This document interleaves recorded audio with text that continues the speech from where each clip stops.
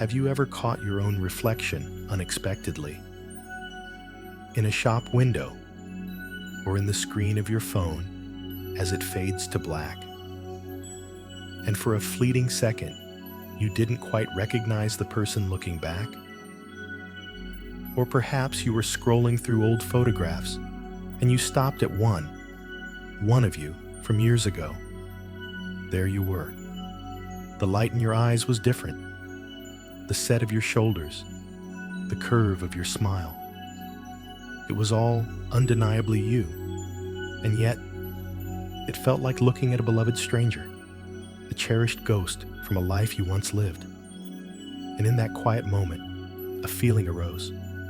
Not envy, not exactly regret, but a soft, deep, and profoundly human ache. A quiet grief for the person you used to be. This is a unique and often unspoken sorrow. It's a silent mourning for the energy you once had, the dreams you held so differently, the version of yourself that navigated a world that no longer exists. So the question we hold gently tonight is this: how do we honor that person we were without getting lost in the longing for them? How do we hold the memory of their strength, their hopes, their very essence, while also loving fully and completely the person we are right now, lying here in the quiet dark? This journey, this time we have together, is not about forgetting or erasing that past self. It is the opposite.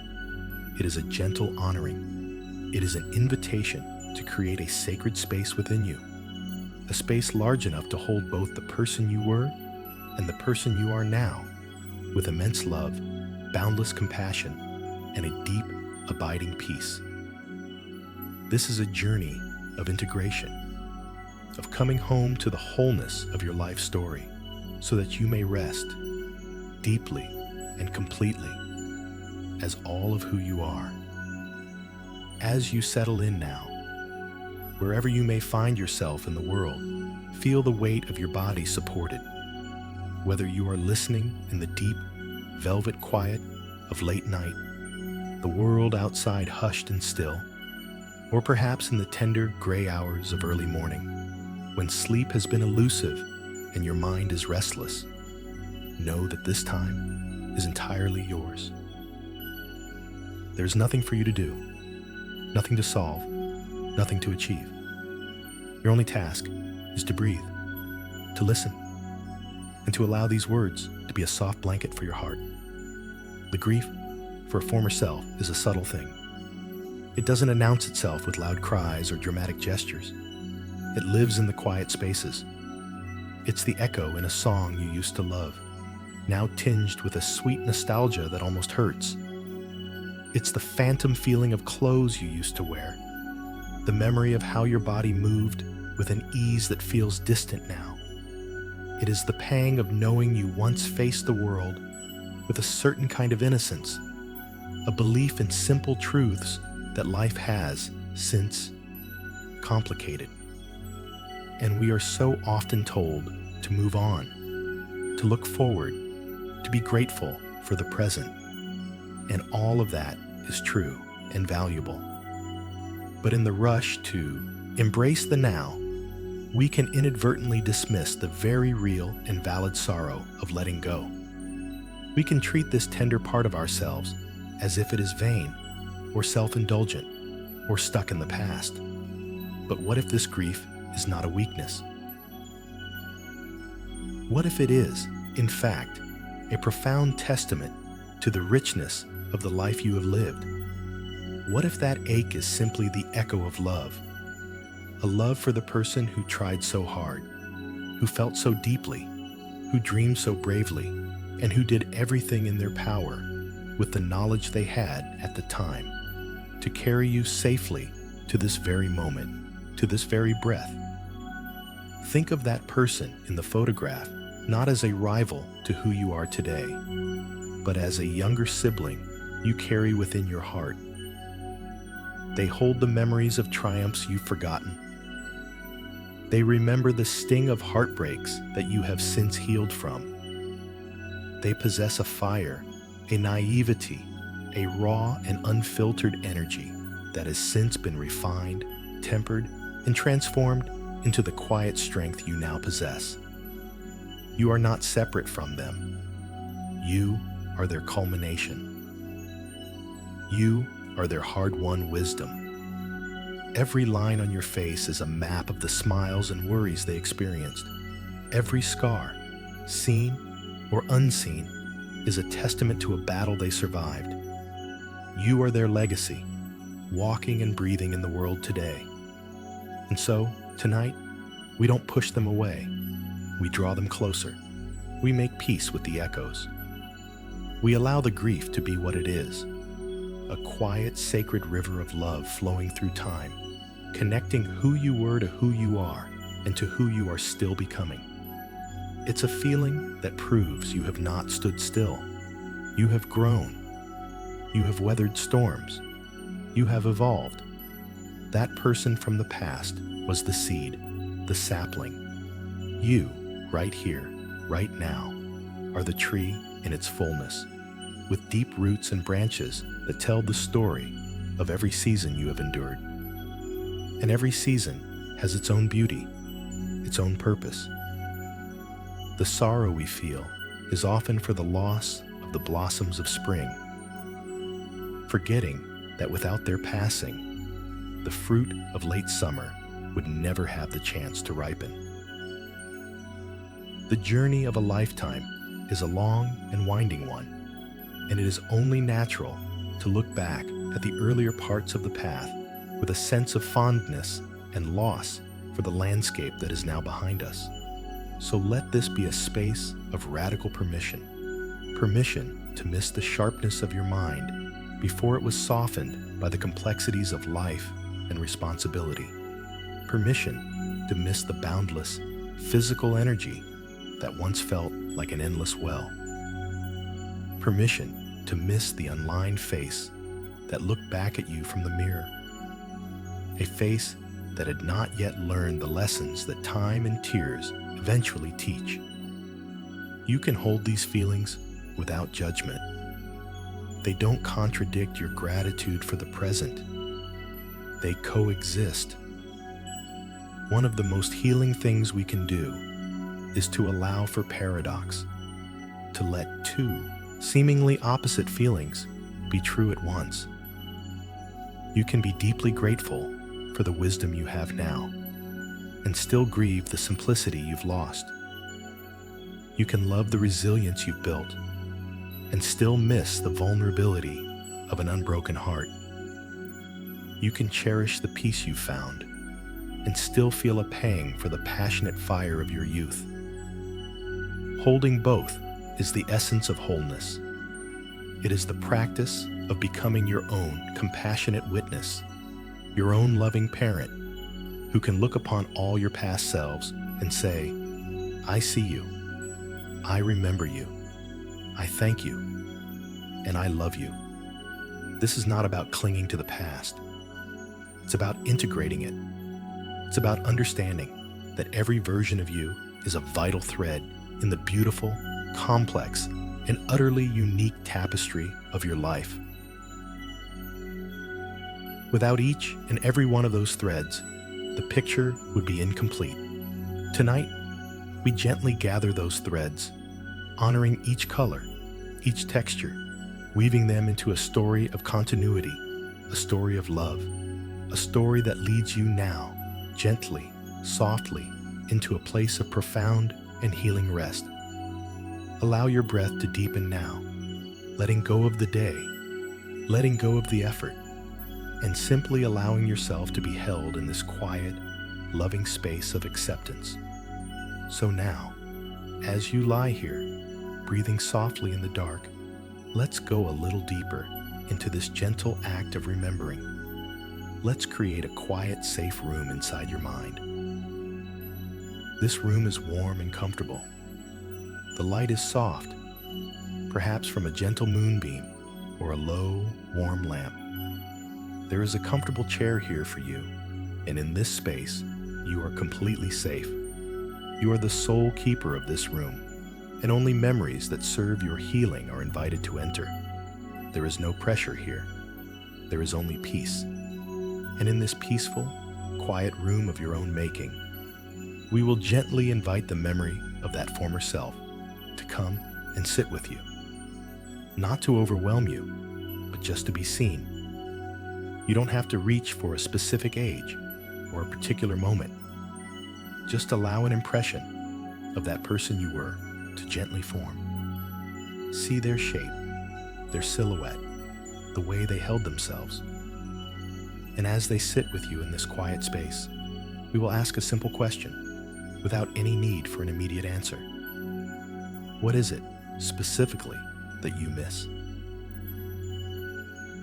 Let the answers arise softly, like bubbles rising to the surface of a still pond. There is no need to judge them, to analyze them, or to push them away. We are simply naming them. We are giving them a voice.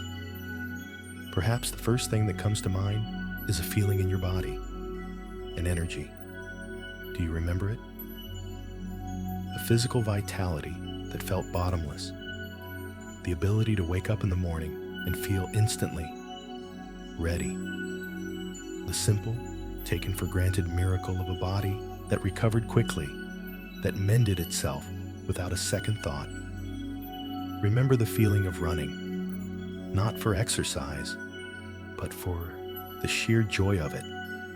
The feeling of your lungs filling with air, your legs strong and tireless beneath you. Remember dancing for hours, lost in music, fueled by nothing but youth and joy. Remember the physical resilience that allowed you to push through long days or sleepless nights and still feel okay. Let yourself feel the echo of that strength, that effortless physical power. It's okay to miss the body that felt less like a complicated house to be maintained and more like a faithful, energetic companion on your journey. There is no vanity in this. The body is our first home, our primary way of experiencing the world. To miss its former state is as natural as missing a childhood home you once loved. Just notice this feeling. Acknowledge this specific sense of loss. You are simply placing a gentle hand on a memory and saying, I remember you. And what about the mind of that person? Perhaps you miss the sharpness, the clarity, the way your mind could cut through complex problems with an almost startling speed. Remember the ease with which you could learn new things, the way information seemed to stick, forming new connections almost effortlessly. Think of the memory you once had, the ability to pull names, dates, and facts from the air. A mind that felt less cluttered, less weighed down by the sheer volume of lived experience. It was a mind that could focus for hours on a single task, absorbed and electric. It hadn't yet been filled with the endless to-do lists of adult life, the worries for loved ones, the accumulated knowledge of 1,000 small heartbreaks and 1,000,000 responsibilities. It was a clear, fast-flowing river. Now, your mind is more like a deep, wide ocean, full of currents and hidden depths of wisdom. But you can still miss the exhilarating rush of that mountain river. Allow yourself to acknowledge that, to name the loss of that cognitive quickness, that mental agility. Again, this is not a complaint about the mind you have now.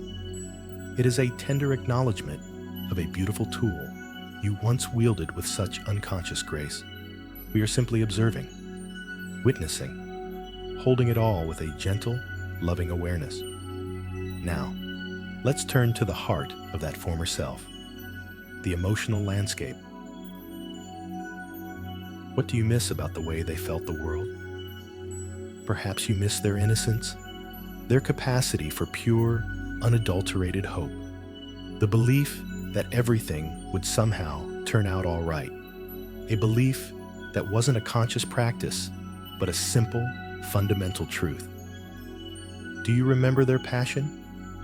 The intensity with which they could love, or rage, or dream. For them, feelings were not complicated.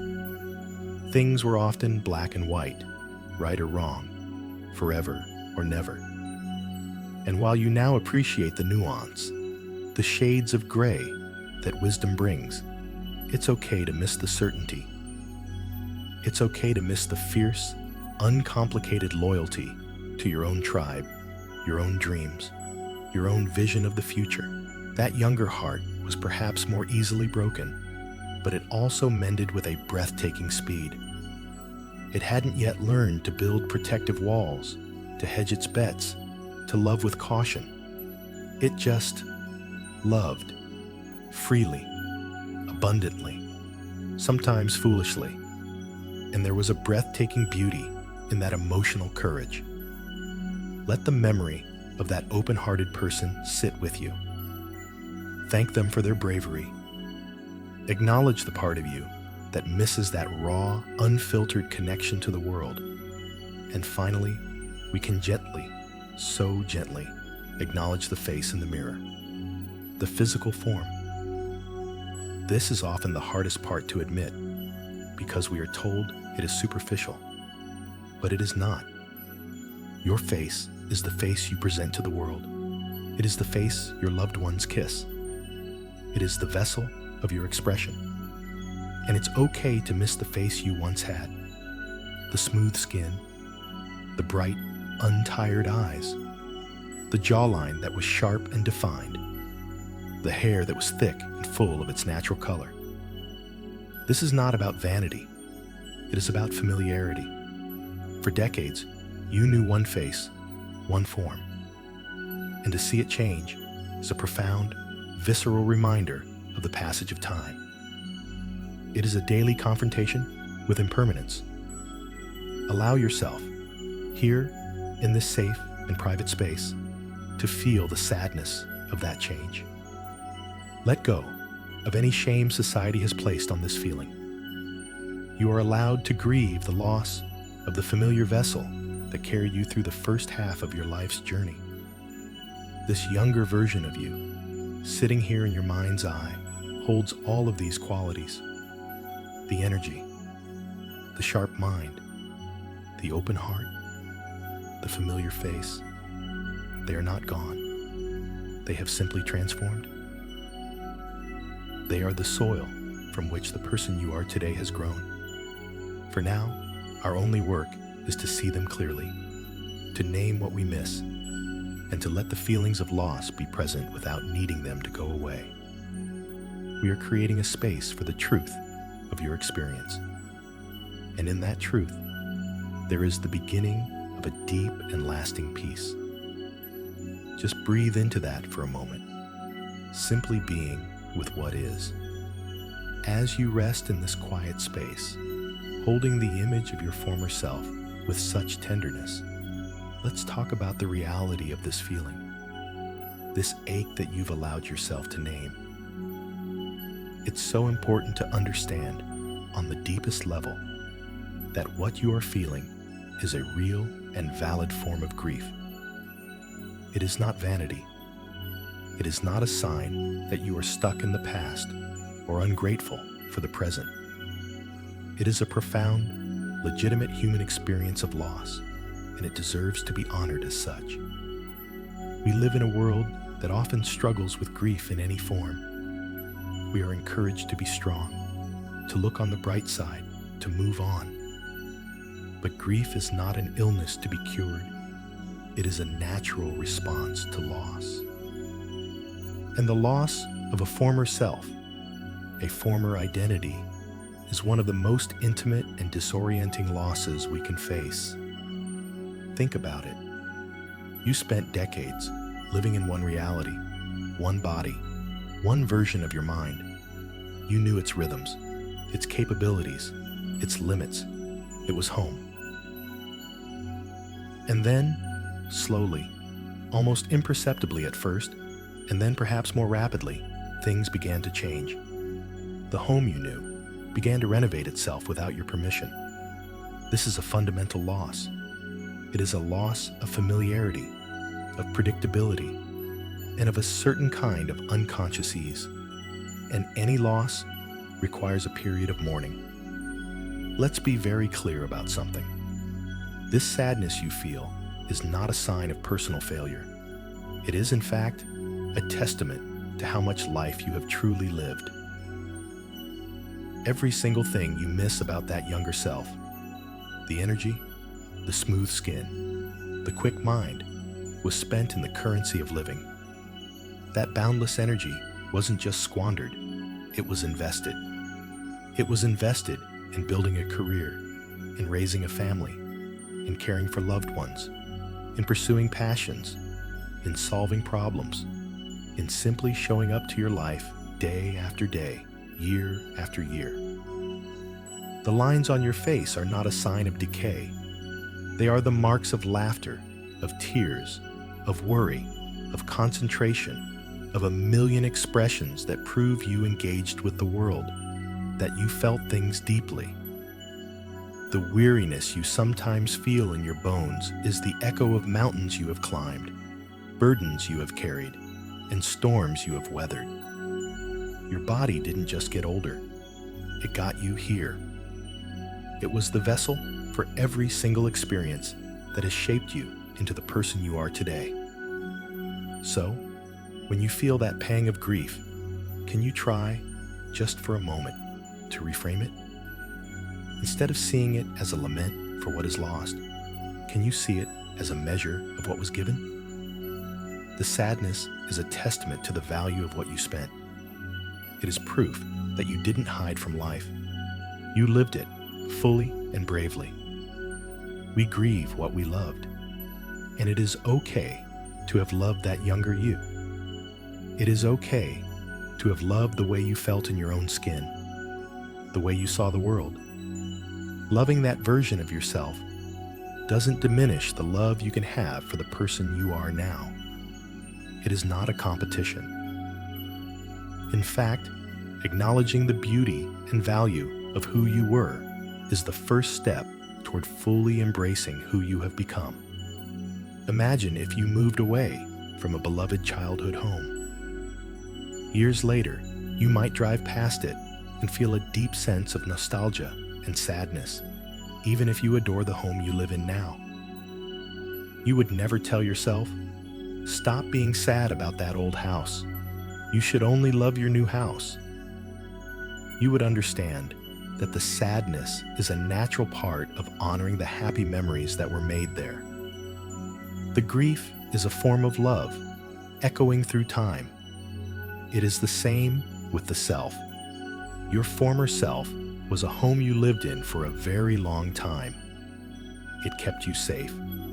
It was the backdrop for so many of your life's most important scenes. To not feel a sense of loss, for it would be unnatural. It would mean that it held no value, no love, no meaning. The ache you feel is a sign that your past was meaningful. It was precious, and it is worthy of being mourned. So let's validate this experience right here and now. Let's speak some truths into the quiet of this room. It is okay to look at old photos and feel a deep, confusing mix of pride and sorrow. It is okay to feel a flash of envy for younger people, not because you want their lives, but because they remind you of a physical freedom you once took for granted. It is okay to feel frustrated with your body when it can't do what it used to, or with your mind when it feels slower than it once was. It is okay to feel a sense of homelessness in your own changing skin sometimes. These feelings are not wrong. They are not to be banished or shamed. They are signposts, pointing to a place inside you that simply needs a little more compassion, a little more understanding. They are the cries of a part of you that is navigating one of the most profound transitions of human life. By naming this feeling as grief, we give it the dignity it deserves. We stop fighting it. We stop trying to fix it or solve it. We simply allow it. We create space for it to be. And in a great paradox, it is often only when we fully allow ourselves to feel the depth of our sadness that we can begin to truly heal and move through it. The resistance to grief is what keeps us stuck. The allowance of grief is what lets the river flow. Your grief is not a problem to be solved. It is a landscape to be walked through gently and with great kindness toward yourself. Think of it this way. When a great ship makes a long and arduous journey across the ocean, it returns to port weathered. The paint is chipped. The hull is scarred by waves and storms. The engine doesn't run as quietly as it once did. No one looks at that ship and says, "What a failure. It used to be so new and shiny." Instead, they look at it with respect. They see the evidence of its journey. The scars tell the story of where it has been, the tempests it has survived. It has fulfilled its purpose. It has become more than just a pristine object. It has become a veteran, a holder of stories, a testament to resilience. Your body, your mind, your very soul are like that ship. The journey of life has left its marks. These marks are not signs of degradation. They are medals of honor. They are proof of your voyage. The grief you feel for the shiny new ship is understandable, but it is the weathered ship that holds the real stories, the real wisdom. So let yourself feel the reality of this grief. Let it be real. Let it be valid. And let it be a sacred reminder of the incredible, brave, and beautiful journey you have been on. You have earned every bit of your weathering. And in that truth, there is a profound and unshakable dignity. As you breathe, feel that dignity settling into your bones. The quiet, powerful dignity of a life being fully lived. Now, as we continue to hold this space of gentle acceptance, let's move into a practice of active love and release. We've named what we miss. We've validated the grief. And now, we can begin the beautiful work of saying a loving goodbye. This is not a goodbye of erasure or abandonment. It is a goodbye of gratitude. It's like the end of a beautiful visit with a cherished friend. You don't push them out the door. You walk with them. You thank them for their presence. And you watch them go with love in your heart, knowing their essence remains with you. So, in that quiet, safe room within your mind, let that image of your former self become clear once more. See them sitting with you, not with longing, but with a deep and present sense of peace. The purpose of this meeting is not to cling, but to appreciate. And now, from the heart of the person you are today, we will begin to speak silent words of gratitude to them. You don't need to force any feeling. Just allow these words to flow through you, as if from a deep well of wisdom you didn't even know you had. Let your heart speak to their heart. Begin by thanking them for their energy. Silently, or in a soft whisper, say, "Thank you for your incredible energy. Thank you for the fire and the passion that fueled my early dreams. Thank you for every time you stayed up late to study, or to work, or to comfort a friend. Thank you for every time you danced with abandon, ran with joy, and explored the world with wide-eyed curiosity. You spent your vitality so generously, and that spending built the foundations of the life I live today. You didn't hoard your energy. You poured it into the world, into love, into experience. And I am the inheritor of all that you built with that tireless strength. Thank you." Feel the truth of these words. Recognize that the energy of your youth was not wasted. It was the capital investment in the person you are now. Every ounce of it was used to create the memories, the relationships, and the experiences that define your story. Feel a wave of genuine appreciation for the sheer life force of that younger you. Next, let's thank them for their courage and their resilience. Say to them, thank you for your bravery. Thank you for all the times you were scared, but did it anyway. Thank you for facing challenges when you felt small and unprepared. Thank you for falling in love, even with the risk of a broken heart. Thank you for speaking up, even when your voice trembled. You navigated so much uncertainty. You endured disappointments and betrayals that you never saw coming. You got back up after every fall, sometimes bruised and confused, but always you got back up. The strength I have today, the resilience that lives in my bones, was forged in the fires you walked through. You didn't know how things would turn out, but you kept walking. Thank you for not giving up. Thank you for carrying me here. Acknowledge the immense, often unconscious courage it takes to simply live a life. That younger self was the pioneer, venturing into the unknown territory of adulthood. They were the ones who made the mistakes you learned from, who felt the pain that taught you compassion, who built the emotional muscle you now rely on. Honor their tenacity. Now, bring your gratitude to their dreams and their hopes. Whisper to them, thank you for your dreams. Thank you for the wild, beautiful, and sometimes naive hopes you held for the future. You dreamed of the career I would have, the family I might build, the person I would become. Some of those dreams came true, perhaps in ways you never expected, and some of them did not. But every single dream you held was a guiding star. They gave you direction. They gave you purpose. They gave you a reason to strive and to grow. Your hopes were the seeds of my reality. Even the dreams that faded or changed were not failures. They were essential parts of the journey, teaching me what I truly wanted and who I truly was. Thank you for daring to want a beautiful life. Your hope was a sacred gift.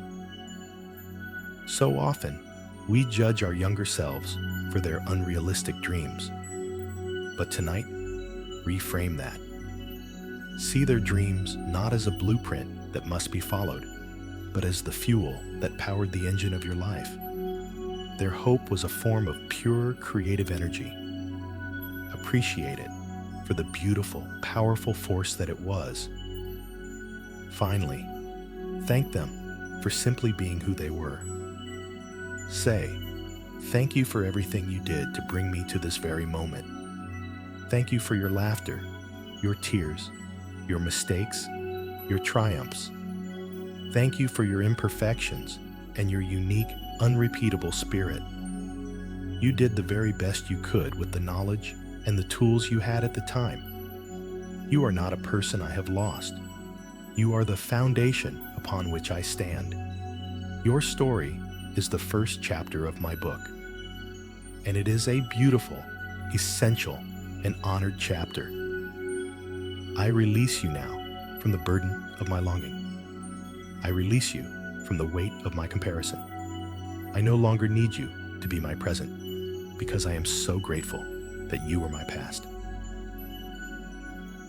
As you speak these words silently, visualize that younger self smiling at you. A smile of understanding, of peace.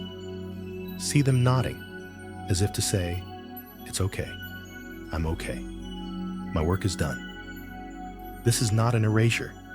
It is not a severing. It is a transition of roles. That younger self is no longer in the driver's seat. They are now the honored ancestor within you, the wise, beloved elder of your own past, whose spirit and lessons are woven into the very fabric of your being.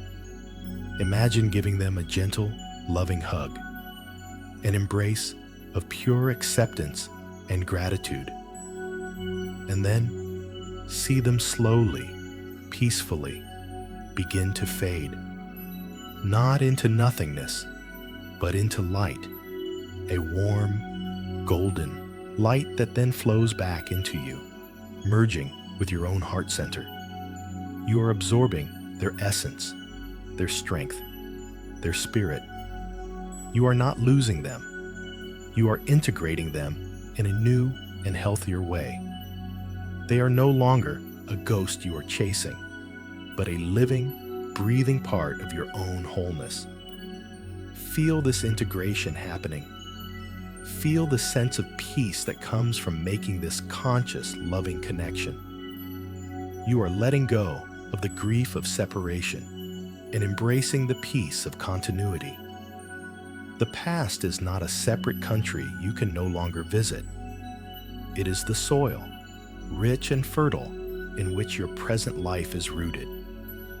And by honoring that soil, by thanking it for its nourishment, you allow the tree of your current self to grow even stronger, to reach even higher, bathed in the sunlight of what is. Breathe in this feeling of wholeness. Breathe out the long, slow story of separation. You are all of your ages. You are all of yourselves, and you are at peace. As this feeling of wholeness and peace settles into you, let's explore this transformation through a different lens. Let's step back from the personal and touch the universal. For what you are experiencing is not a unique affliction or a personal failure. It is the most natural, inevitable, and beautiful rhythm of life itself. It is the turning of the seasons. Think for a moment about a great, ancient forest. It does not condemn itself for the changes it undergoes. In the vibrant green of spring, the forest is full of youthful energy. New leaves unfurl, bursting with life. The air is electric with possibility and rapid growth. This is the youth of the forest, the time of boundless energy and effortless becoming. It is beautiful, and it is vital. This was your spring, the time of your youth, where your potential felt limitless and your growth seemed to happen overnight. You were that new leaf, reaching for the sun with an unconscious, driving force. There was no thought of autumn. There was only the glorious, immediate present of being alive and growing. And this season was perfect and necessary.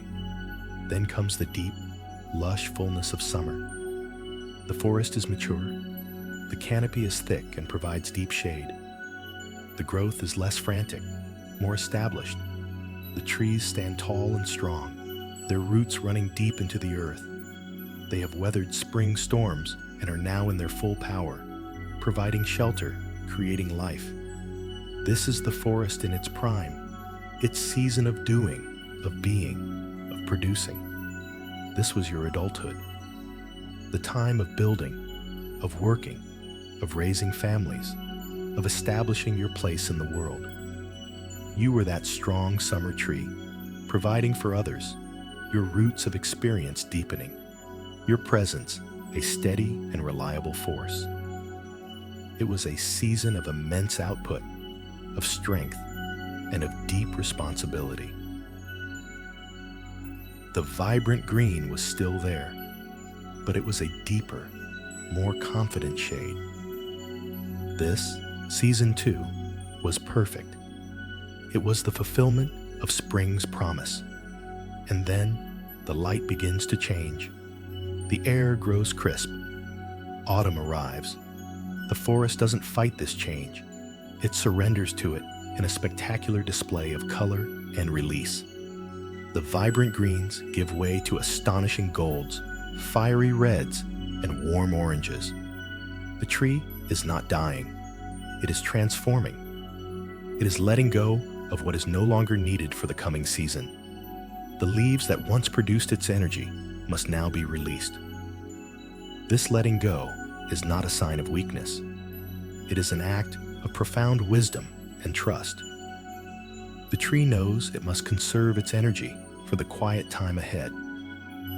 And in this act of release, it offers its greatest beauty.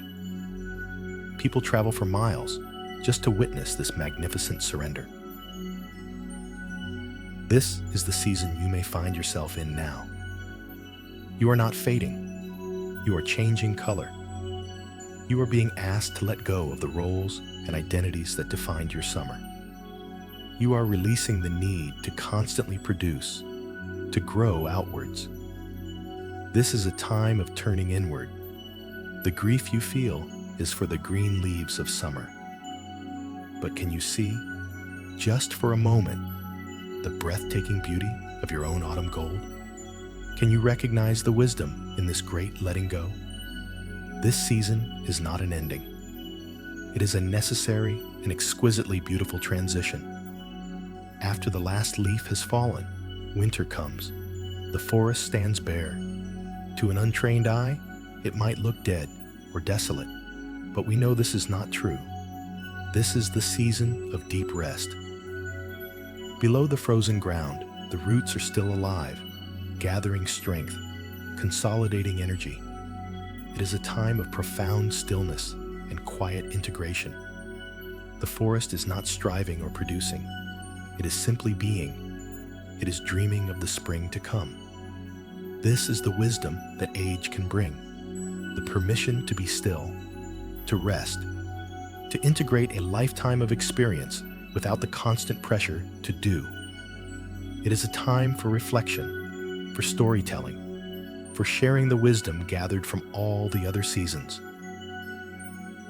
This winter of life is not an empty space. It is a sacred fallow period, essential for the health of the entire ecosystem. It holds the silent promise of renewal. The changes in your body, the slowing of your mind, are not a punishment. They are a biological call to honor the season of winter, a call to turn your energy inward, to rest in the wisdom of your roots, to trust that even in the stillness, you are profoundly alive and whole. When you see your own life through this lens, the struggle against change begins to soften. You realize you are not fighting a personal battle against aging. You are simply experiencing a season. You would never look at an autumn tree and say, "What a shame, it used to be so green." You would admire its colors. You would never look at a snow-covered forest and say, "How sad, it used to be so full of leaves." You would appreciate its quiet, stark beauty and the peace it represents. Why then do we speak to ourselves with such harshness?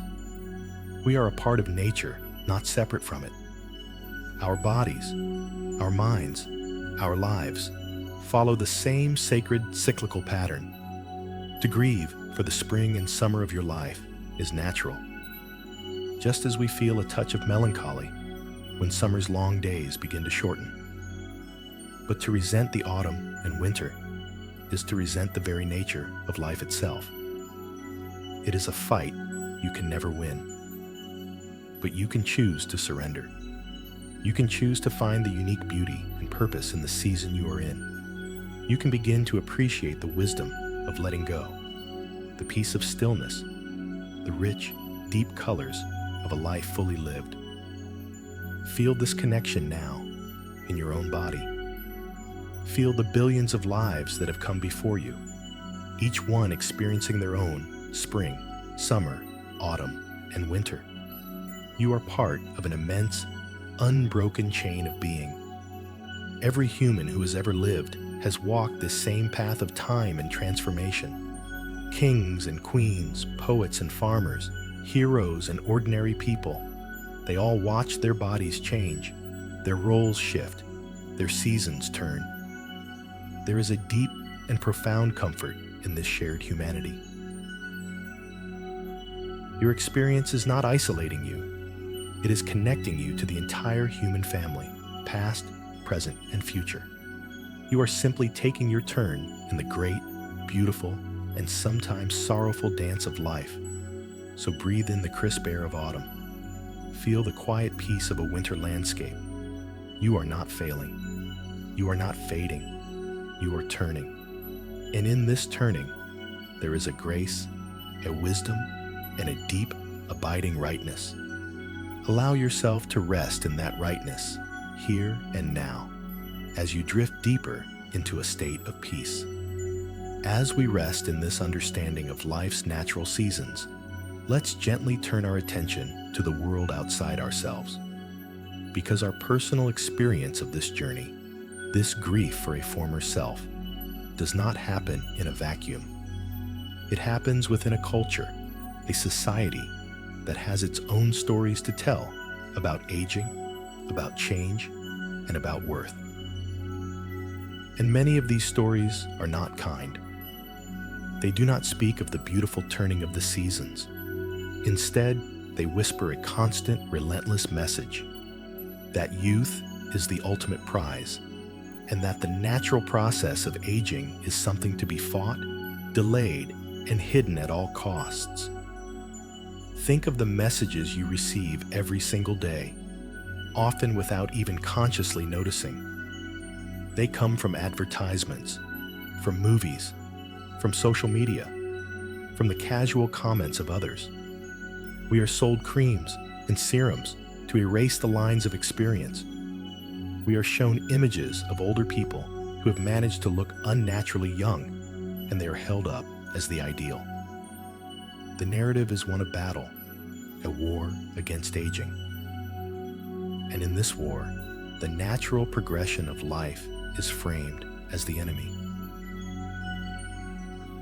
This creates a quiet, pervasive pressure. It can plant a seed of shame within us when we look in the mirror and see the evidence of our own life journey. It can make us feel that we are somehow failing a test, that we are letting ourselves go, when in reality, we are simply letting ourselves live. Tonight, in this safe and quiet space, we are going to gently release these stories. We are going to give ourselves permission to unsubscribe from a narrative that does not serve our peace. Imagine all of these cultural messages, the advertisements, the impossible standards, the praise of eternal youth, as little slips of paper. You have been collecting them your whole life, stuffing them into your pockets, carrying their weight without even realizing it. Now, in your mind, take a moment to pull them out. Look at them. See the words written on them. You should look younger. Wrinkles are flaws. Slowing down is failing. Your value decreases with age. See these messages for what they are. Not universal truths, but ideas, stories. Stories created, in many cases, to sell you something. They are not laws of nature. They are merely opinions, and you do not have to believe them. You do not have to carry them anymore. Now, imagine a gentle, warm fire burning safely in front of you. One by one, take these slips of paper and release them into the flames. Watch them curl, turn black, and disappear into smoke.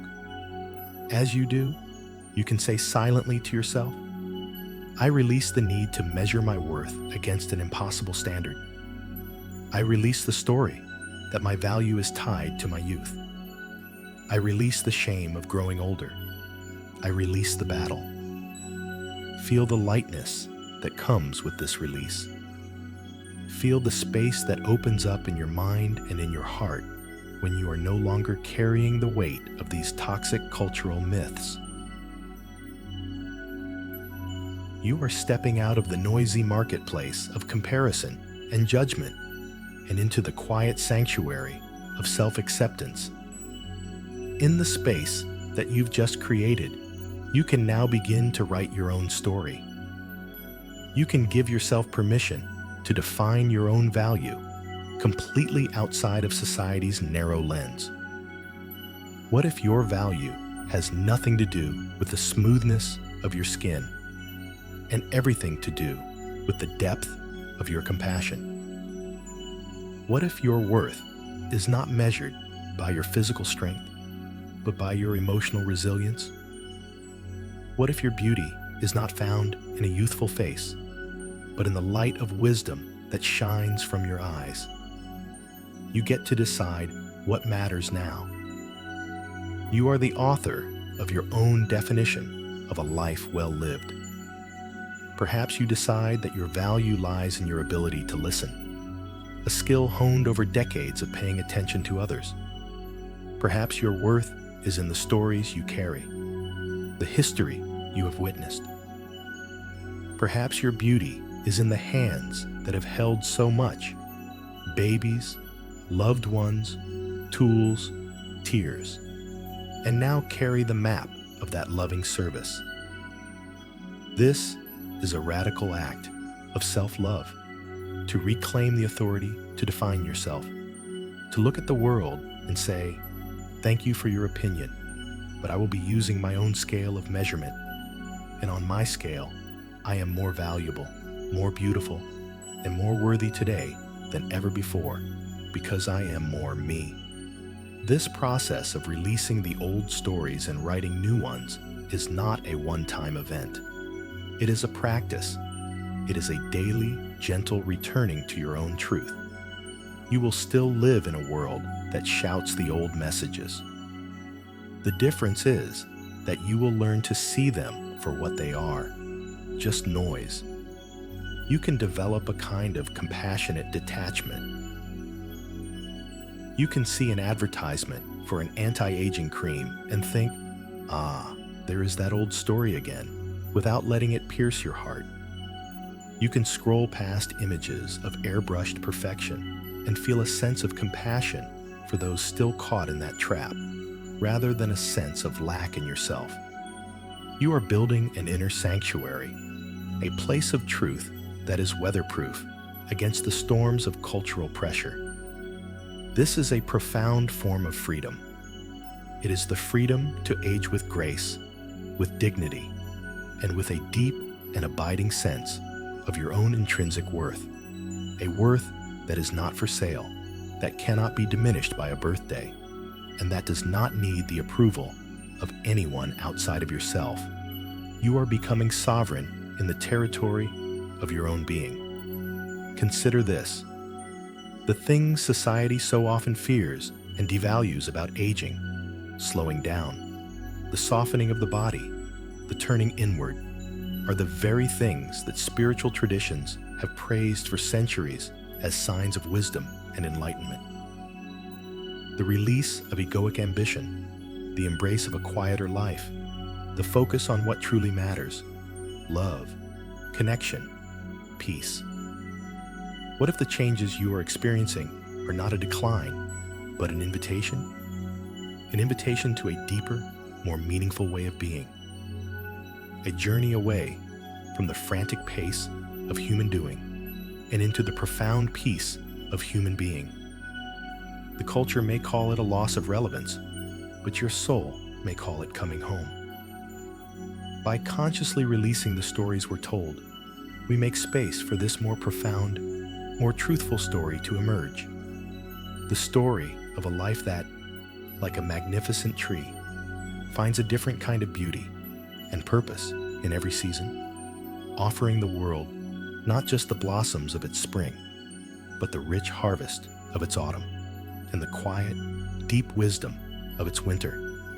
As you rest here, feel yourself rooted in this new story, your story, the true story, and let it bring you a deep and settled peace. Having released the heavy, external stories society tells, we can now turn our gaze inward with a new and gentler perspective. Let's look at the very things we have been taught to see as flaws, the so-called scars of a life lived, and begin to see them not as imperfections, but as marks of honor, of beauty, and of a profound story. Time 1.5s. Your body and your heart are not pristine, untouched canvases. They are maps. They are living histories. And every line, every scar, every weathered texture is a testament to the journey you have made. This is not a lesser state of being. It is a richer one. It is the difference between a blank book and a beloved novel. Its pages softened and creased from being read again and again. its story woven into the very fabric of the object itself. Let's begin with the physical. Look, in your mind's eye, at the body you inhabit now. Perhaps you see the fine lines around your eyes. Society calls them crow's feet, a dismissive, almost ugly term. But what if we renamed them? What if they are laughter lines, smile lines, worry lines, concentration lines? They are the physical imprint of every time you have expressed emotion, every time you have engaged so fully with life that it left its mark. They are a tribute to your capacity to feel. Think of the silver in your hair. We are told to cover it, to hide this first sign of our autumn. But what if this silver is not a sign of fading, but of wisdom? What if each silver strand is like a filament of light, a repository of a memory, a lesson learned, a moment of grace? It is the color of moonlight, of shimmering water, of precious metal. It is a crown you have earned, not a flaw you must disguise. And what about the scars on your skin? The one on your knee from a childhood fall, the pale line on your abdomen from bringing a child into the world, the small nicks and marks from a life of cooking, gardening, working, and living. We are taught to see them as blemishes on a perfect surface.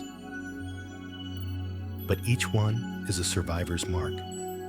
It tells a story of an injury that is healed.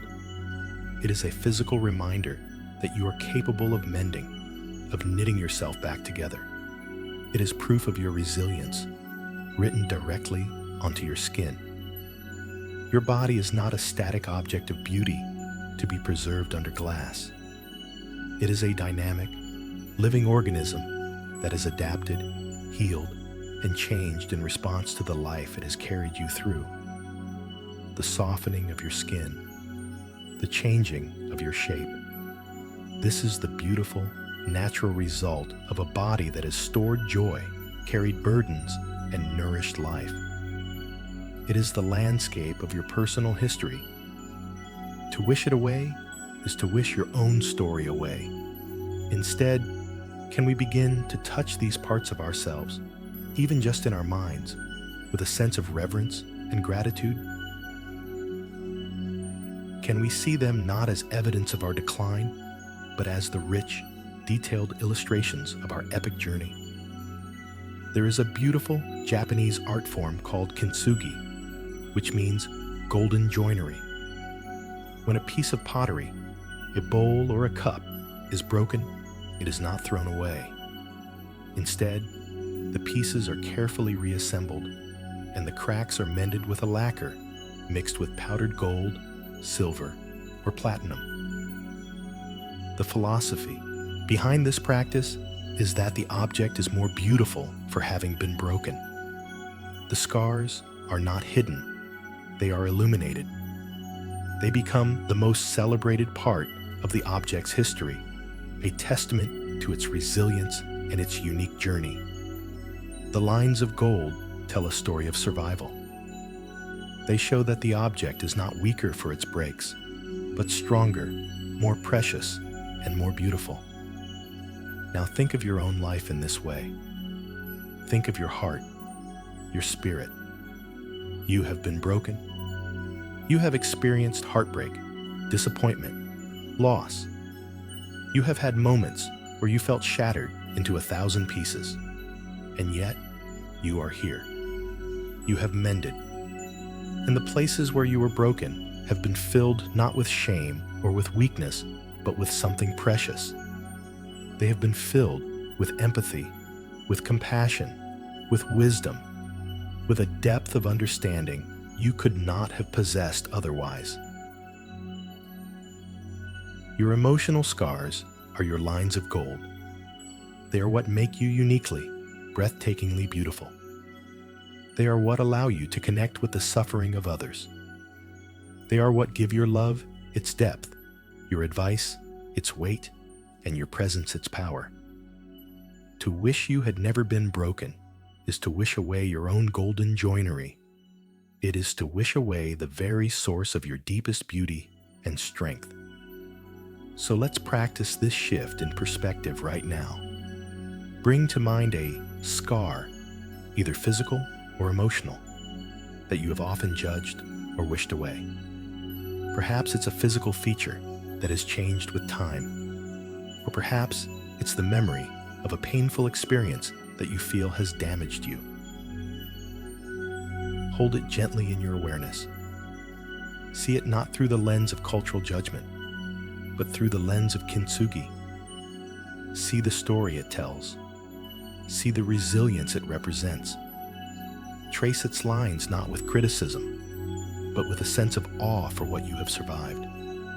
Now imagine infusing that scar with a warm golden light. See it not as a dark crack, but as a shimmering vein of pure gold. Let this light fill the memory, fill the part of your body. Feel its warmth, feel its preciousness. Understand that this part of you does not diminish you, it enriches you. It adds a layer of complexity and beauty to your soul that a pristine, unbroken life could never have. You are not a factory-made object of perfection. You are a handcrafted work of art, made more valuable by every unique mark of your existence. This practice of honoring your scars, of seeing the beauty in your own resilience, is a profound act of coming home to yourself. It is the end of the war against your own history. It is a peace treaty signed with your own life, exactly as it has been. When you can look upon your own imperfections with love, you become unshakable. Your worth is no longer dependent on an external, flawless image. It is rooted in the deep, undeniable truth of your own beautiful, broken, and brilliantly mended story. As you breathe, let this golden light of acceptance spread through your entire being, mending all the places that have felt broken and illuminating the profound, unique beauty of who you are, right now, in this moment. As we learn to honor the beauty of a life fully lived, let's also gently expand our definition of what it means to be strong. For so long, especially in our youth, we equate strength with a very specific set of qualities. We think of physical power, the ability to run fast, to lift heavy things, to endure long hours without tiring. We think of mental fortitude, a sharp, quick mind, an unshakable confidence, the ability to push through any obstacle with sheer force of will. And while these are certainly forms of strength, they are the strength of a young river, powerful, fast-moving, and impressive in its force, but only one expression of power. As we journey through life, our strength doesn't disappear. It transforms. It deepens. It becomes less like a rushing river and more like the ocean, vast, quiet, and possessing a power that is less about speed and more about immense, unshakable depth. Tonight, we will recognize and honor this new, more profound strength that resides within you now. A strength that you may not even be giving yourself credit for. Let's begin by redefining strength as resilience. Think back over the course of your life. Think of the challenges you have faced, the ones that felt insurmountable at the time, the personal losses, the professional setbacks, the health scares, the periods of profound doubt or sadness. In those moments, you may not have felt strong in the traditional sense. You may have felt broken, weak, terrified, and yet you are here. You endured. You found a way, day by day, breath by breath, to keep going. That is resilience. Resilience is not the absence of struggle. It is the quiet, tenacious act of continuing to exist and grow in the midst of it. It's the strength of a tree that bends in a violent storm but does not break, its roots only growing deeper in response to the wind. It's the strength of waking up and getting out of bed on a morning when your heart is heavy with grief. It's the strength of choosing kindness when you have been met with cruelty. It's the strength of forgiving both others and yourself. This is not a loud, flashy strength. It is a quiet, steady, powerful endurance. You have cultivated this strength through every difficulty you have ever faced. It is a deep, foundational part of who you are now. Feel into that. Feel the immense, quiet, unshakable power of your own endurance. Acknowledge the incredible resilience that has carried you to this very moment. Now, let's expand our definition of strength to include wisdom. The strength of youth often lies in its certainty, its black and white thinking. But the strength of maturity lies in its ability to hold complexity, to embrace nuance, to sit with uncertainty and not be undone by it. Wisdom is the strength to say, "I don't know," and be at peace with it. It is the strength to see a situation from multiple perspectives, even the perspective of someone you disagree with. It is the strength to know which battles are worth fighting and, more importantly, which are not. This wisdom is a muscle that can only be built over time through the accumulation of experiences, both good and bad. Every mistake you have made has been a lesson. Every heartbreak has taught you something about love and loss. Every success has taught you about your capabilities, and every failure has taught you about humility. You carry within you now a vast library of experiential knowledge. You know things deep in your bones that a younger person simply cannot know yet. You understand the long arc of things. You know that most crises pass, that joy and sorrow often follow each other like day and night. This is a profound and stabilizing strength. It allows you to be the calm in the storm for others, to offer a perspective that is grounded and real. Do not underestimate this power. It is a quiet, immense strength that brings peace not only to you, but to everyone your life touches. Finally, let's redefine strength as the capacity for deep connection and compassion. When we are young, our focus is often on ourselves, on building our identity, on achieving our goals. As we mature, our circle of concern naturally expands. Our strength is shown less in how we conquer the world and more in how we care for it. Think of the strength it takes to truly listen to another person in pain without trying to fix them. Think of the strength it takes to hold space for a loved one's grief, day after day. Think of the strength it takes to be patient with a child, or a parent, or a friend who is struggling. This is the strength of the heart. It is the power of empathy, the ability to feel with another person and offer them the simple, profound gift of your presence and understanding. This strength is not about being invulnerable. In fact, it requires immense vulnerability. It requires you to open your heart, to risk feeling the pain of the world, and to respond with love anyway. The younger self you grieve may have had a fiercer, more passionate fire, but the you that exists today has the strength of the hearth, a steady, warm, and life-giving flame that others can gather around for light and comfort. This is not a lesser strength. It is an evolved strength. It is the kind of strength that truly heals the world. So as you lie here, feel into these deeper, quieter forms of strength. Feel the resilience that lives in your story of survival. Feel the wisdom that allows you to navigate life with a grounded peace.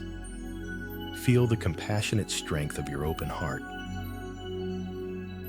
You have not become weaker with time. You have become stronger in ways that are more subtle, more profound, and ultimately more powerful. The world may celebrate the explosive power of the firework, but it is the quiet, constant light of the star that guides sailors home. You are becoming the star. Your strength is no longer about making a loud noise, but about providing a steady light. Acknowledge this transformation. Honor it. Let go of the need to measure yourself by the old definitions of strength. Embrace the powerful, resilient, wise, and compassionate being you have become. This deep, quiet, unshakable strength already resides within you. It is who you are, and it is more than enough. Rest in this knowing. Rest in your true power. Let's bring this understanding of your deep, transformed strength out of the abstract and into your physical body, right here, right now. So often, we feel disconnected from the present reality of our bodies, lost in memories of what they used to be. But your body, in this very moment, is a living library of your strength and capability. And we can reconnect with that felt sense of power through a simple somatic focus. Tonight, let's focus on your hands. Just bring your awareness to your hands, wherever they may be resting. You don't need to move them. Simply feel them. Feel the temperature of your skin, the weight of them against the bedding, the gentle, rhythmic pulse of life within them. These hands, they have been with you for your entire journey. They are perhaps one of the most honest storytellers of your life.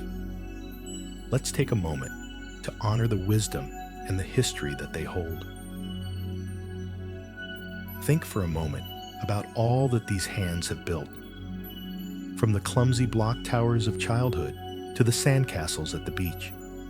Think of the meals they have prepared, thousands upon thousands of them, chopping, stirring, kneading. The simple, repetitive act of providing nourishment for yourself and for others.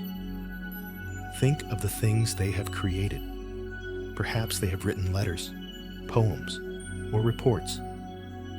Perhaps they have typed on a keyboard, building a career or a project, word by word. Maybe they have painted or sculpted or played a musical instrument, turning intangible feelings into tangible beauty. Perhaps they have gardened, turning soil and planting seeds, coaxing life from the earth. Think of the homes they have cleaned, the laundry they have folded, the messes they have tidied. This is not mundane work. It is the sacred physical labor of creating order and safety. Your hands have been your primary tools for interacting with and shaping your world. They hold the memory of every texture, every tool, every object you have ever touched. All of that skill, all of that muscle memory, all of that creative history still lives within them right now. The capacity to build, to create, and to make is not gone. It has simply been refined, practiced, and deepened over a lifetime. Feel the quiet capability that rests in your hands. Now think of who these hands have held. Feel the phantom sensation of a tiny baby, curled trustingly in your palms. Remember the weight, the warmth, the delicate grasp of their tiny fingers around yours. Think of the children's hands you have held to cross a street, the toddlers you have swept up into a hug. Think of the hands of your beloved, intertwined with yours on a walk, or resting gently on your back. Remember holding the hand of a friend in a moment of shared joy or deep sorrow. Think of the aging hands of your parents, the skin thin and soft, holding them with a tenderness that reverses the roles of childhood. Your hands have been instruments of profound connection and comfort. They have offered reassurance with a simple squeeze, expressed love with a gentle caress, and provided safety with a steady grip. They know, on a cellular level how to offer solace. They know the language of touch, a language that speaks more directly to the heart than words ever can. This capacity, your ability to comfort and connect, has not diminished with time. On the contrary, it has only deepened. The love and experience that have flowed through your hands have made them more fluent, more potent, more healing. That incredible power to soothe and to hold still lives within them, ready at a moment's notice. Think, too, of the tears these hands have wiped away. First, your own. Think of all the times you have brought your hands to your face in moments of sadness, of grief, of frustration. They have been there to shield you, to comfort you, to offer a small, physical anchor in an emotional storm. They have caught your tears, a silent, intimate witness to your deepest feelings. And think of the tears of others they have wiped, the tears of a crying child, a heartbroken friend, a grieving loved one. With a simple, gentle gesture, your hands have communicated, "I am here with you. You are not alone in your pain." This is an act of immense strength and compassion. It is a sacred service. Every time your hands have performed this simple act, they have become more consecrated, more imbued with the power of empathy. They have learned the geography of sorrow and the art of gentle presence. This is not a skill that fades. It is a wisdom that grows with every experience of shared humanity. The history of all the comfort you have given and received is encoded in the very cells of your hands. As you lie here, simply feeling your hands, let this awareness sink in. These are not weak hands. These are not old hands, in a derogatory sense. These are powerful hands. They are capable hands. They are wise hands. They are loving hands. They have a history of building, of creating, of holding, of comforting, of healing. That history has not vanished. It is the living energy that animates them right now. The strength has not gone. It has merely changed its form. It is less about brute force and more about skillful, loving, and wise action. Your capacity to love, to create, and to comfort has only deepened with time. It has been practiced, polished, and perfected through a lifetime of use. So often, we mourn the loss of youthful, superficial qualities, while completely overlooking the immense, profound capabilities we have cultivated over decades. Tonight, let your hands be a tangible reminder of your true, enduring strength. Feel the history, the wisdom, and the love that resides in them, and know that this same deep, practiced capability lives throughout your entire body, your entire being. You are not an empty vessel. You are a master craftsperson, and your own life is your greatest creation. Rest in the quiet confidence of this knowing. Rest in the power that is still and always will be yours to wield. As you rest in the quiet, powerful knowing of the strength you hold in your very hands, let us now begin to gather the other gifts, the unseen gifts, the treasures that only the passage of time can bestow. When we grieve our former selves, we are often focused on a very narrow set of visible losses: youthful appearance, physical energy, a quick memory. But in doing so, we overlook the immense, invisible wealth we have been accumulating all along. It's as if we are mourning the loss of a few shiny pennies while standing in a vault filled with gold, completely unaware of the riches that surround us.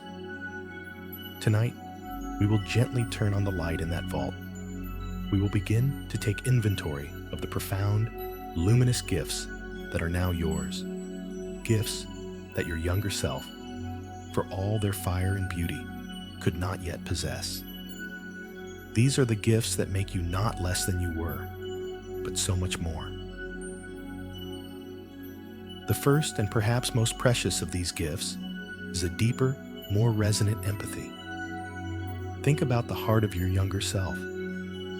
It was passionate, it was brave, but its capacity for true empathy was likely limited by its lack of experience. It could feel sympathy, it could feel compassion in an abstract way. But empathy, the ability to truly understand and share the feelings of another because you have been there yourself, is forged in the fires of lived experience.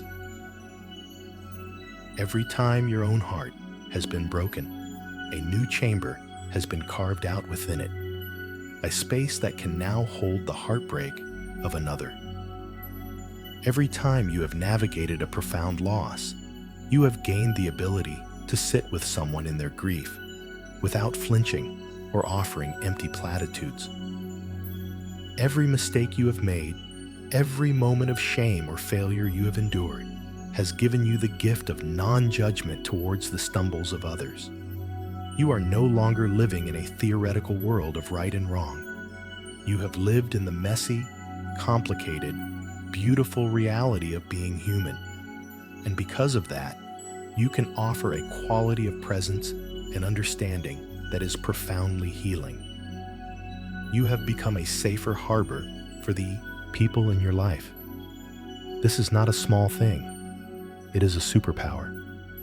It is a sacred gift that you now carry into every interaction. Another unseen gift is a clearer sense of what truly matters. When we are young, our energy is scattered in 1,000 directions. We are driven by ambition, by the need for external validation, by the desire to prove ourselves. We worry so much about what others think. We chase after goals that society tells us are important. But time has a way of acting as a great filter. It slowly, patiently sifts through all the noise and leaves behind only what is essential. You have lived long enough to see that many of the things you once worried about were insignificant. You have seen that status, possessions, and achievements do not, in the end, provide lasting peace or happiness. You have likely experienced enough loss to understand the precious, fleeting nature of life and love. And so, your priorities have clarified. Your focus has shifted from the external to the internal. You understand now that your peace of mind, the quality of your relationships, the love you give and receive, these are the true measures of a rich life. This clarity is an immense gift. It frees you from so much striving and anxiety. It allows you to invest your precious, remaining energy only in what is real, what is true, and what is nourishing to your soul. Your younger self was running a marathon with no clear map. You now know the destination, and you can walk the rest of the path with a quiet, confident, and peaceful purpose. And this leads to another profound gift: a quieter, more authentic confidence. The confidence of youth is often loud and brittle. It's a performance, a projection of the person we want the world to see. It's easily shaken by criticism or failure because it's built on a fragile foundation of external approval. But the confidence you have now is different. It is not something you have to project. It is something you simply are. It is a quiet, internal knowing. It is the confidence that comes from having survived. You have faced your dragons. You have navigated your dark nights of the soul, and you are still here. You know, on a cellular level, that you are resilient. You know you can handle whatever life brings, because you already have. This confidence doesn't need to be loud. It doesn't need to prove anything to anyone. It is a deep, settled peace in your own being. It allows you to be more fully yourself, without apology. You are less concerned with being liked and more concerned with being true. You can speak your mind with kindness, set boundaries with grace, and walk away from situations that are not good for you. This is true self-possession. It is a gift purchased with the currency of every challenge you have ever overcome. Think of yourself not as an empty vessel, one that has been drained by time, but as a vessel that has been filled to the very brim. You are filled with the memories of 1,000 sunsets. You are filled with the echoes of laughter from people you have loved. You are filled with the lessons learned from every single mistake.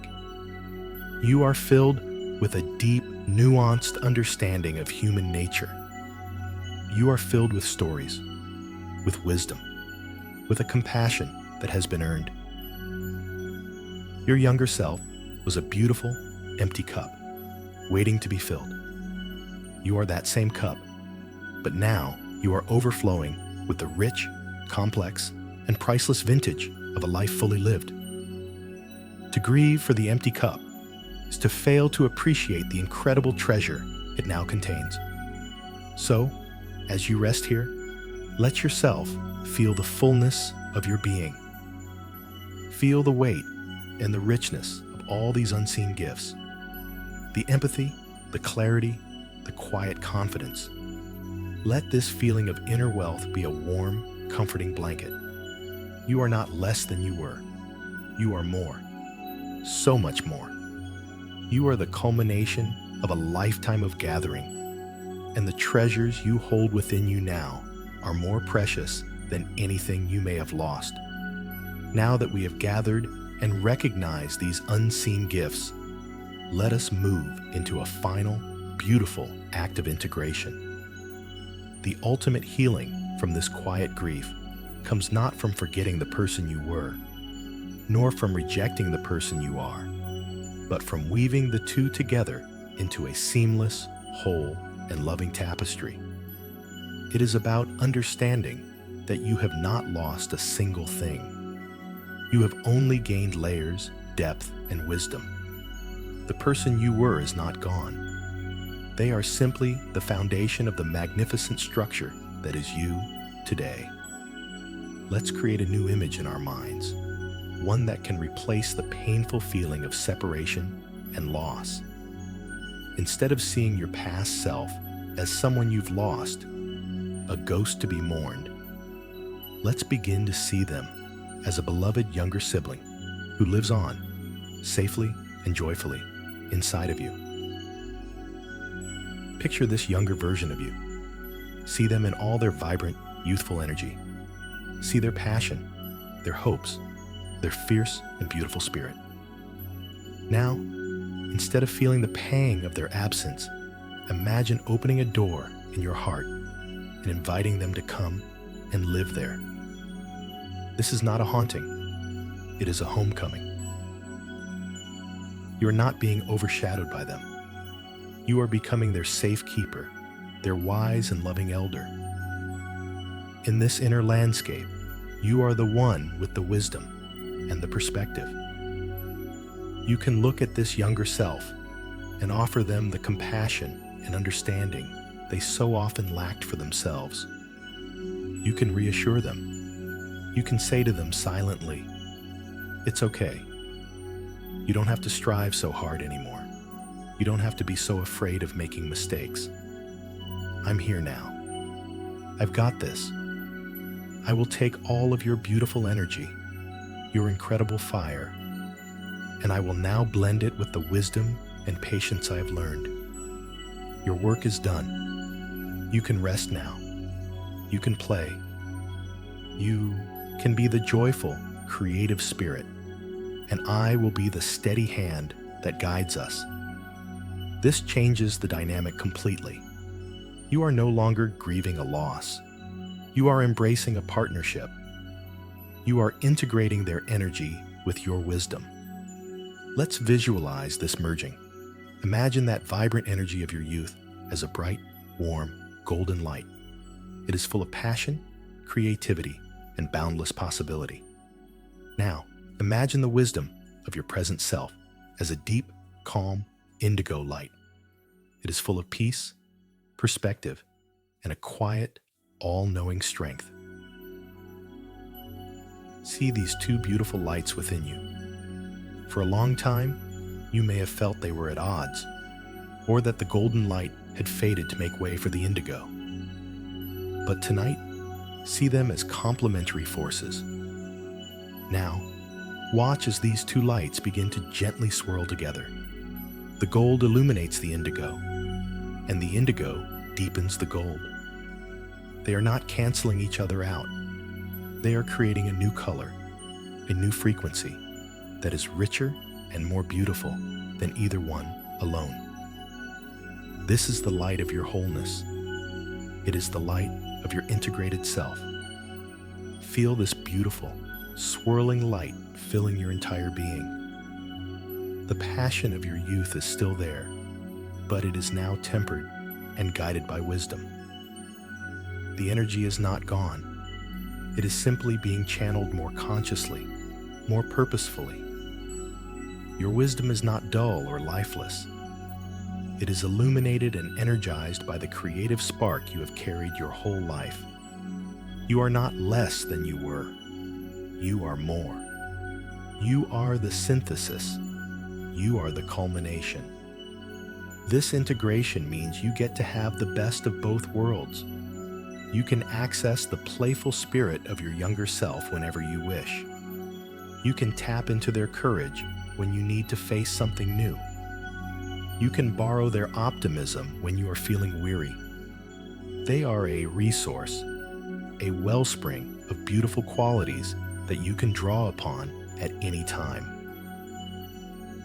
And at the same time, you can offer your younger self the gifts of your maturity. When old memories of shame or regret surface, you can be the loving, wise parent to that part of you, offering comfort and perspective that they didn't have at the time. You can soothe their anxieties. You can heal their old wounds with your current understanding. This is a dynamic, living relationship within yourself. It is a process of becoming your own best friend, your own wise counselor, your own loving parent. You are healing your past by bringing it into the loving embrace of your present. So you see, you are not a single static person. You are a multitude. You are a continuum. You encompass all of your ages, all of yourselves at once. The innocent child, the awkward teenager, the ambitious young adult, the capable person in their prime. They are all still with you. They are not ghosts. They are living chapters in the great book of you. And you, the narrator, can now see how every single chapter was essential to the plot. To grieve your former self is like reading the final chapter of a book and grieving for the character in chapter 1, forgetting that they had to go on that entire journey to reach this satisfying conclusion. The conclusion doesn't erase the beginning, it fulfills it. Your present self is the fulfillment of all the promises, all the struggles, all the joys of your past selves.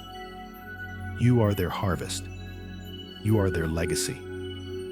When you can truly feel this in your heart, the grief transforms into a deep and abiding gratitude. Gratitude for the whole, miraculous, and often difficult journey that has brought you to this very moment. You are not a diminished version of your past. You are the expanded version, the complete version, the whole version. Breathe into this feeling of wholeness. Let it settle into your bones. There is no separation. There is no loss. There is only the beautiful, continuous, and ever-unfolding story of you. And every part of that story is sacred. Every part of that story is worthy of love. Every part of that story is here with you now, integrated and at peace. Now, as you rest in this beautiful feeling of wholeness, of integration, let's bring it all home with the simplest and most powerful practice of all, the practice of self-compassion. After all the understanding, the reframing, and the integration, it all comes down to this. Can you be kind to yourself right here, right now, exactly as you are? For so many of us, this is the final, most difficult frontier. We can find compassion for our past selves, for others, for the world, but we struggle to offer that same gentle kindness to the person we are today. We live with a harsh inner critic, a relentless voice that points out our flaws, compares us to others, and reminds us of all the ways we are falling short. This voice is exhausting. It is the source of so much of our suffering. The long, exhausting battle of self-criticism has gone on for long enough.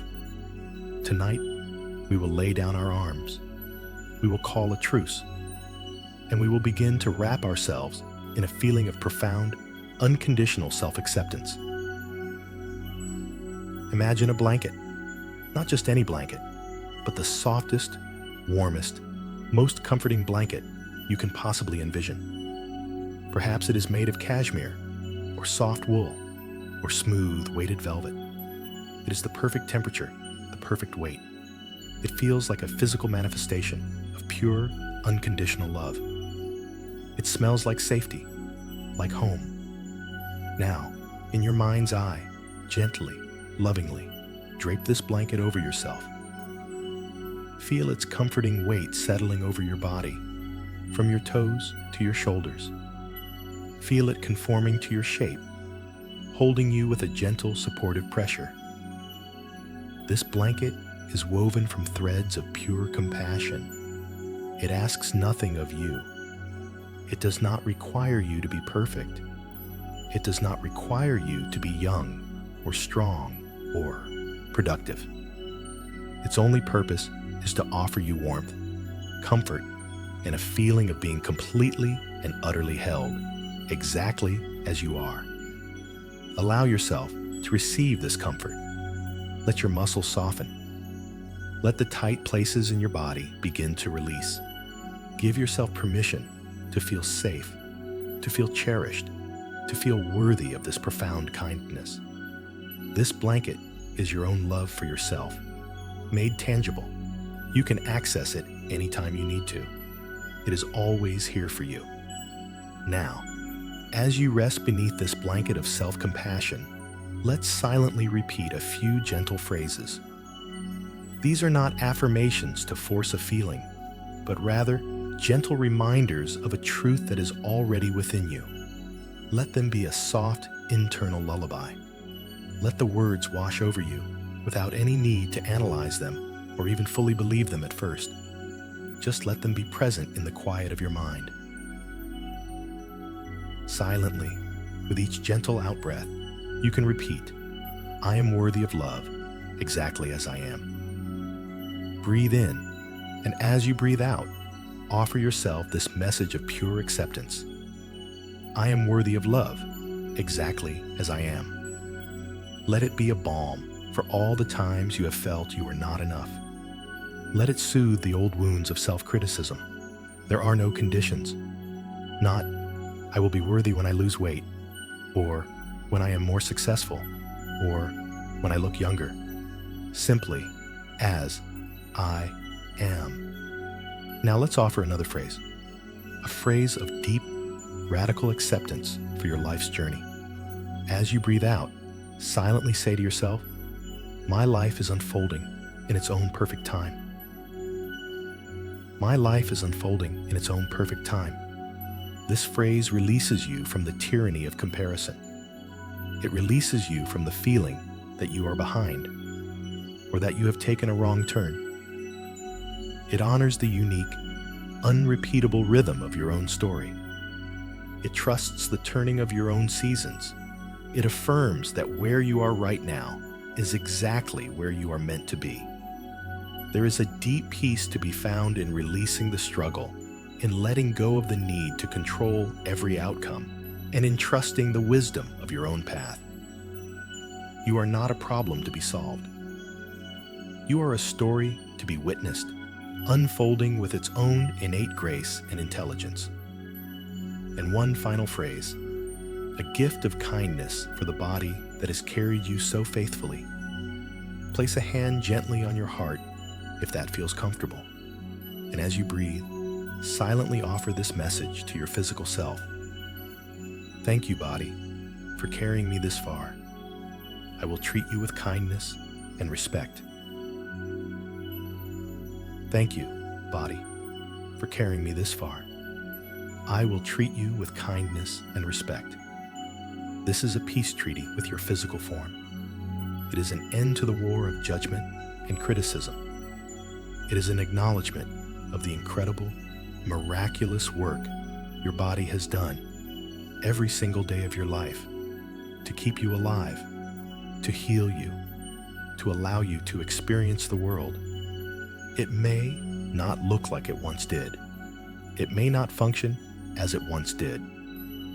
But it is your faithful companion. It is your home in this world. And it is deserving of your profound gratitude and your gentle care. Let this feeling of gratitude for your body spread through you like a warm, healing wave. Letting go of the long, exhausting battle of self-criticism is not a passive act. It is an active choice. It is the choice in each moment to meet your own imperfections with kindness rather than judgment. It is the choice to speak to yourself as you would speak to a beloved friend who was struggling. It is the choice to wrap yourself in that imaginary blanket of compassion whenever you feel the cold chill of self-doubt. This is the ultimate act of self-love. It is the foundation upon which all other healing is built. Without this base of self-compassion, all our insights and understandings are just concepts. With it, they become a lived reality. So as you lie here, sinking deeper and deeper into a state of rest, let this be the final, most important lesson. Be kind to yourself. Be gentle with yourself. You have been through so much. You are doing the very best you can. And that is more than enough. You are more than enough. Rest in that knowing. Let it be the soft ground that holds you as you drift now, gently, peacefully, into sleep. And so, we arrive at a place of profound stillness, a place of deep and simple peace. After the journey of remembering, of grieving, of releasing, and of integrating, we can now simply rest. Rest in the peace of what is. This is a state of being that doesn't require any effort. It is not something to achieve or to hold on to. It is a gentle surrender. It is the simple, profound peace of accepting this present moment, exactly as it is. Your body, lying here, is as it is. The temperature of the room is as it is. The sounds in the distance are as they are. And you, in the fullness of your being, with your entire life story held within you, are exactly as you are. And in this moment, it is all perfectly, completely okay. There is nothing to fix, nothing to change, and nowhere else you need to be. This is it. This simple, quiet moment of being, and it is enough. For so much of our lives, we are engaged in a subtle, constant struggle against the flow of time. We long for the past, or we worry about the future. We resist the changes in our bodies. We fight against the circumstances we cannot control. It is like trying to swim upstream in a powerful river. It is exhausting.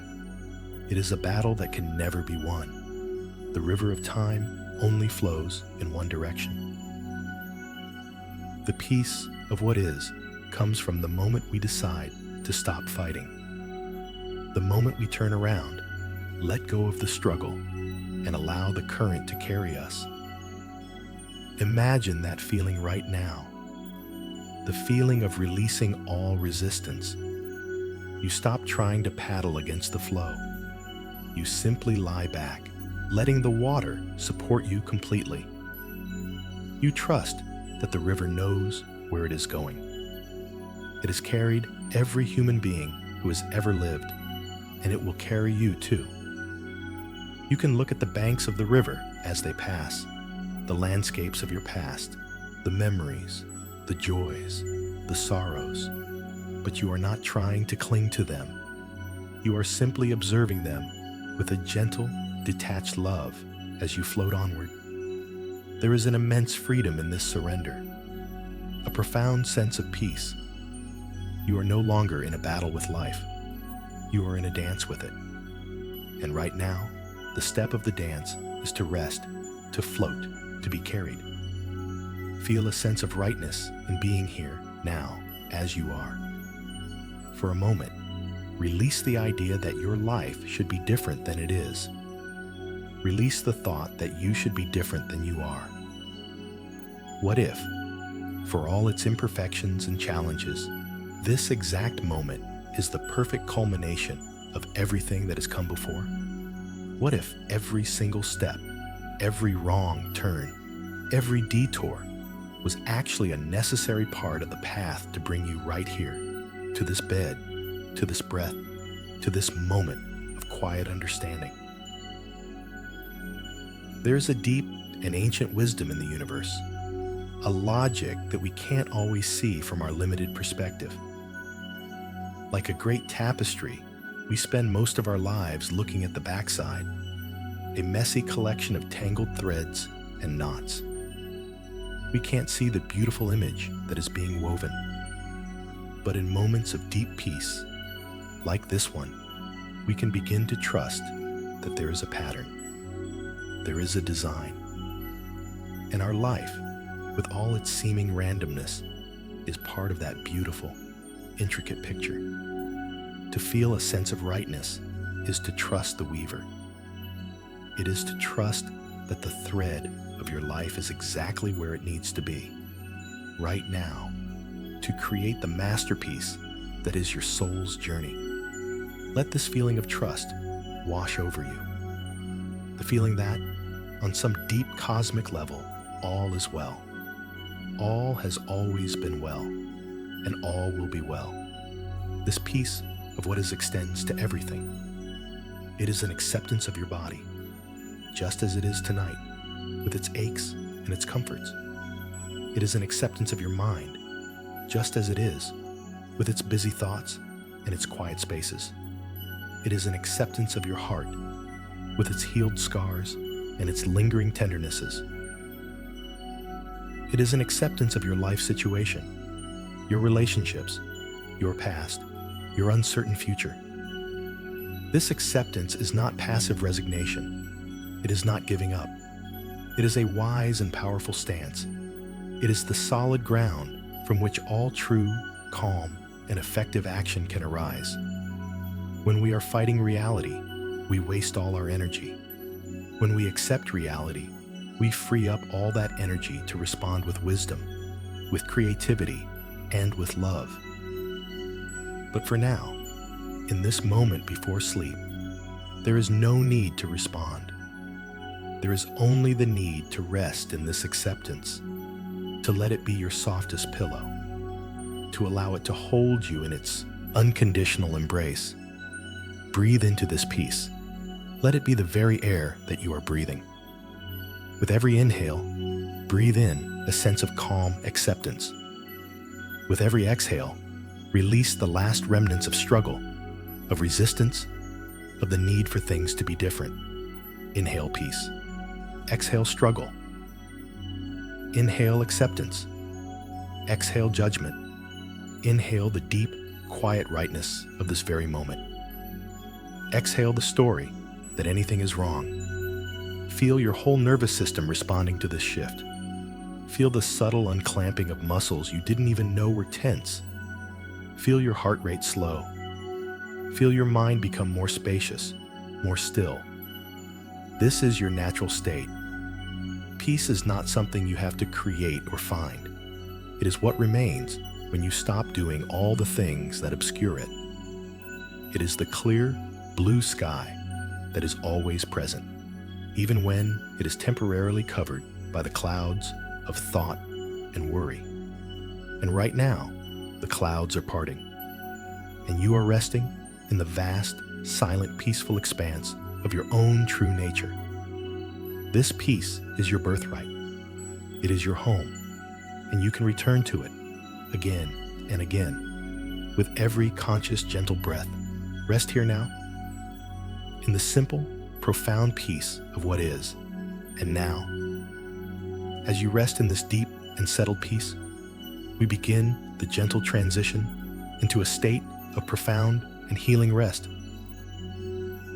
There's nothing left to do, nothing left to understand or figure out. All the work is done. You have journeyed through the landscapes of your past, honored who you were, and come home to the wholeness of who you are now. You have given yourself the immense gifts of validation, compassion, and acceptance. And now, it is time to let it all go, to release it all into the quiet wisdom of the night, allowing your body and your subconscious mind to continue the gentle work of healing as you sleep. This is the time for letting go completely, for surrendering to the natural, ancient rhythm of rest that your body knows so well. Let's begin by bringing a soft, gentle awareness to your breath, without changing it at all. Just notice it. Notice the gentle rise and fall of your chest or your abdomen. Feel the air as it enters your body, cool and fresh, and feel it as it leaves, warm and soft. Each breath is a wave, a gentle rhythm, rocking you ever so slowly, ever so gently, into a deeper state of calm. Now, let's invite the breath to deepen just a little. Imagine with your next inhale that you could draw the breath all the way down to the tips of your toes. And as you exhale, let it go with a long, slow, silent sigh of release. A sigh that lets go of the entire day. Let's do that again. A slow, deep inhale, filling your entire body with calm, peaceful energy. And a long, slow exhale, releasing any tension, any worry, any thought that remains. With each breath out, feel your body growing, heavier, sinking deeper into the surface beneath you. The bed is holding you. The earth is holding you. You are completely supported. You don't have to hold yourself up any longer. You can let go. You can allow yourself to be held. The language now becomes simpler, slower, with more space, more pauses, to guide you gently, effortlessly, into the soft embrace of sleep. Let your mind begin to soften its focus. All the stories of the day, the conversations, the to-do lists, the memories we have explored tonight, see them all as soft, fluffy clouds in a vast blue sky. And now, a gentle breeze begins to blow. Watch as the clouds begin to drift, slowly, lazily, floating across the sky of your mind. You don't have to push them away. You simply watch them go, drifting and drifting until they float away, over the horizon, leaving behind only the clear, calm, peaceful expanse of the sky. Your mind is becoming clear, calm, and quiet. Any thoughts that may arise now are just little echoes, fading sounds in the distance. You don't need to pay them any attention. Let them come and let them go. Your only focus now is the gentle feeling of your own body, resting. Feel the wonderful heaviness in your limbs, a pleasant, warm, deep heaviness in your feet and your ankles. This feeling of heavy, warm relaxation now flows up into your calves, and your knees, and your thighs. Your legs are completely relaxed, heavy and warm and still. This peaceful feeling now flows into your hips and your lower back, releasing any tightness, any holding. It flows up your spine, vertebra by vertebra, until your entire back is soft and supported sinking gently into the bed. This warm, heavy wave of relaxation now fills your abdomen and your chest.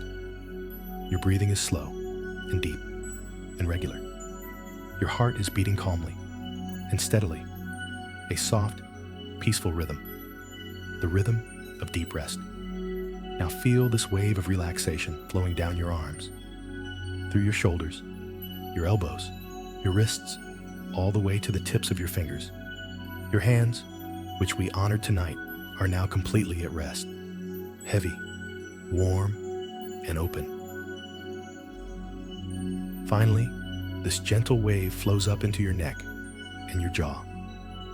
Let your jaw be slack, your tongue resting softly in your mouth. Let your cheeks soften. Let the tiny muscles around your eyes release. Let your forehead become smooth and wide and calm. Your entire body, from the tips of your toes to the top of your head, is now in a state of deep, peaceful relaxation.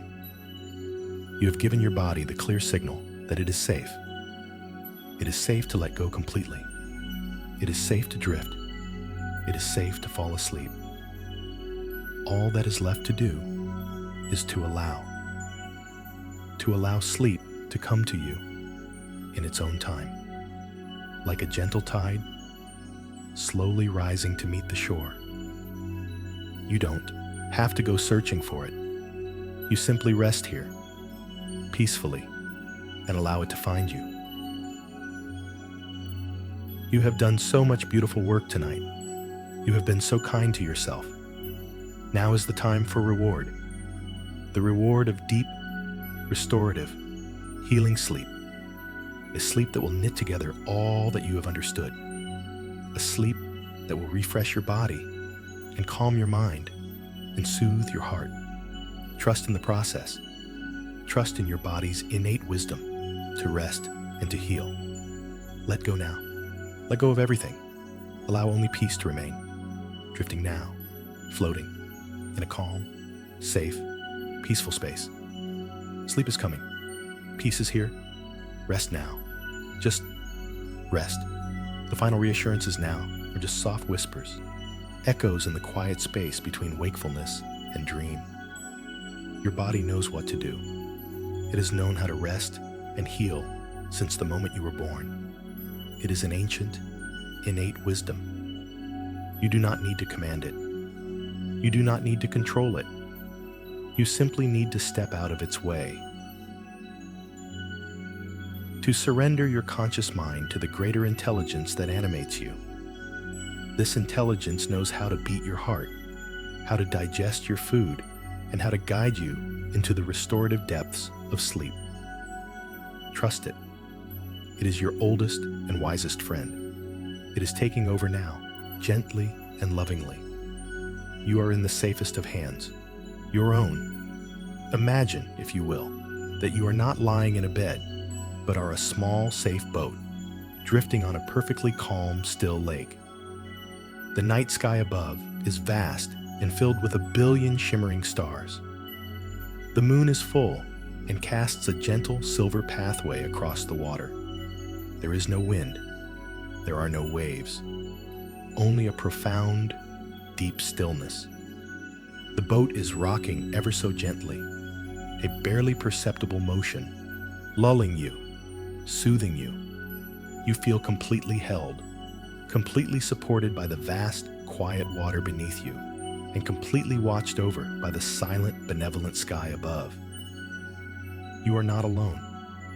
You are an integral part of this immense, peaceful cosmos. You belong here. This peace is your peace. This stillness is your stillness. You are drifting now, drifting safely in the great, quiet arms of the universe. What is a self, after all? Is it the body that changes with every passing year? Is it the thoughts that flicker and change like clouds in the sky? Is it the roles we play? Parent, child, worker, friend? Or is it something deeper? Something that remains constant beneath all the shifting surfaces of our lives? Perhaps the self is not a thing at all, but a story. A story we are constantly telling ourselves.